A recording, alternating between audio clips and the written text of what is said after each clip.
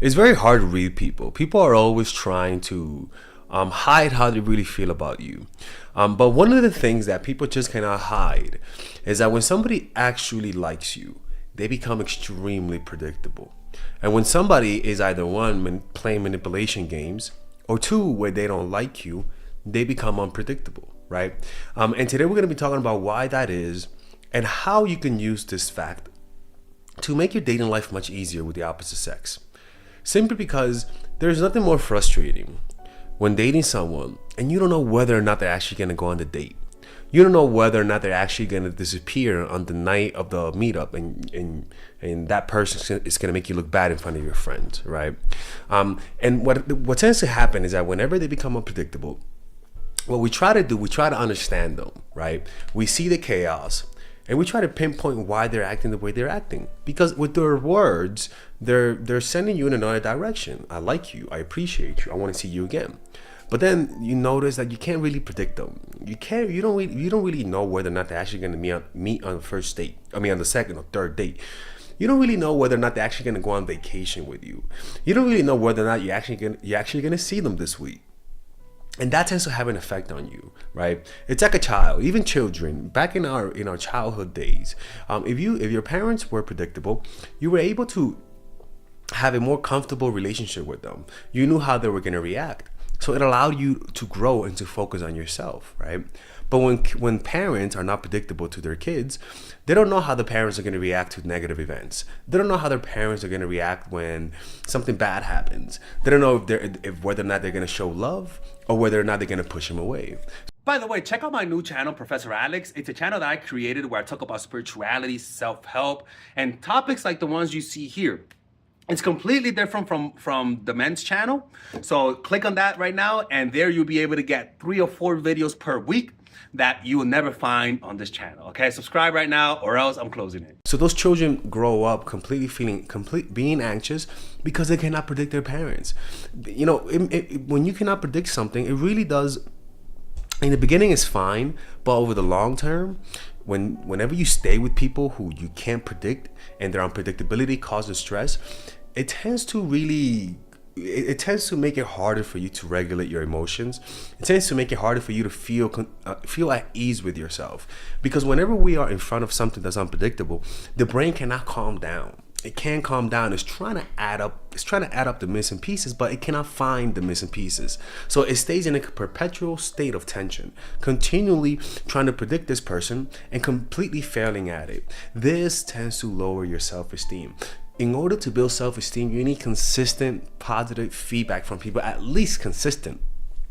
But whenever you get unpredictable feedback from people, it really does hurt how you see yourself. It really does hurt how others see you, because the anxiety in your face at the face of someone who's unpredictable creates emotions in you that you cannot control. You want them to come on the date today, and you don't, and you're in anxiety. You're like, you're sending those confirmation text messages, and it kind of ruins your day. You don't know how to think. It's kind of like it's almost like they're dividing and conquering you from within.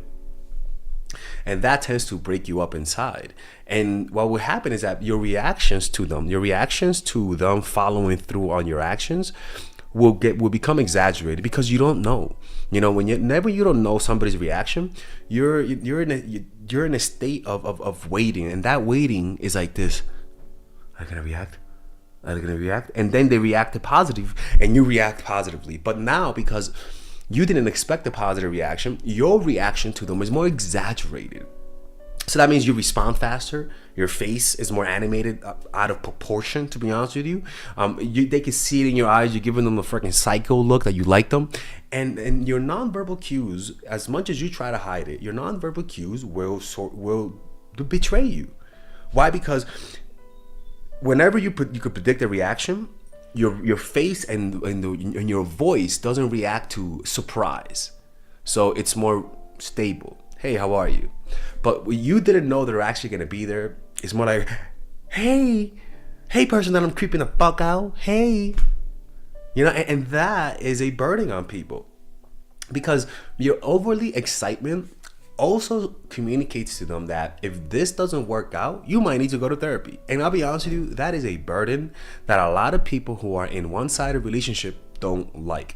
The burden of having to break up with you, the burden of having to pull away, the burden of having to leave you might be too much, and that could discourage them from seeking anything serious with you, because they know the ending is going to be a complete freaking nuclear explosion. Nobody wants to deal with that.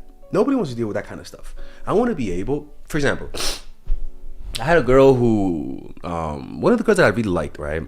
Her name was Gaia, because I really like her name. That's a beautiful name. And the first time the first time we hooked up, I told her she can't stay over, right? Because I just didn't want to. And I remember, I knew she liked me. I thought she liked me a lot. But her reaction was so nonchalant. She was like, okay, no problem. It was so nonchalant. I'm like, bitch, care. What the fuck? Like, shed a little tear. God, you know? But her reaction to that was so relaxed that it made me feel comfortable to cancel. For example, I don't really cancel on people, but I know that my cancellation is not going to ruin her day, right? And that allows you to comfortably get to know the person, right? Now, what also tends to happen when the person is unpredictable is that when they act stable in relationship, you can actually start to depend on them. You know, when somebody's unpredictable, a part of you wants to depend on them, and maybe you are desperate to depend on someone because it's kind of healthy, but because they don't show you predictability, you can't really be yourself around them. You can't really show them that emotional mess that you really are, and actually allow them to experience you without them getting turned off. And that creates a relationship where you have to put up a front, and over time, that front that you're putting up has cracks in it, and that crack makes you feel resentful. That crack makes you feel tired of having to act. I mean, eventually, you're gonna show them your neediness, and you know, there's a reason why you felt afraid to show them your neediness. It's because you knew they weren't gonna like you. There's a part of you that knows this person is not for you, right? But you want this to work out under any circumstances, that you sabotage your self-esteem just to have an outward experience of validation while exchanging your internal validation of yourself, right? So somebody who really likes you and they're predictable, you'll notice that you could be needy around them. You could look at them in the eye. You could tell them that I miss you. But when someone is unpredictable, you sort of hesitate, because their unpredictability causes you to walk on eggshells.